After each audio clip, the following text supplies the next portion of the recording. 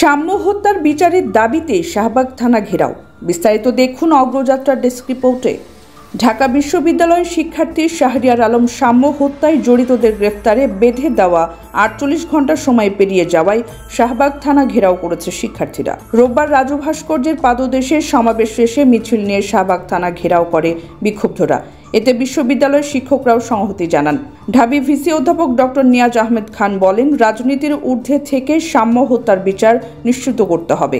মূল অভিযুক্তকে গ্রেপ্তার না করার বিষয়ে অর্থের লেনদেন এবং রাজনৈতিক চাপের অভিযোগ তুলেছেন সাম্যের সহপাঠীরা। যদিও পুলিশ বলছে সাম্যের কিলিং মিশনে অংশ নেওয়া সবাইকে আইনের আওতায় আনা হবে।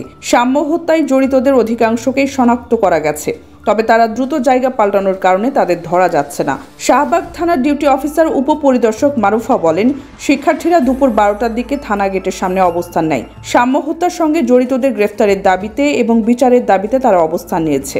যদিও থানার পক্ষ থেকে তাদেরকে আশ্বাস দেওয়া হয়েছে সঠিকভাবে তদন্ত কাজ চলছে এবং ইতোমধ্যে কয়েকজন আসামিকে গ্রেপ্তার করা হয়েছে।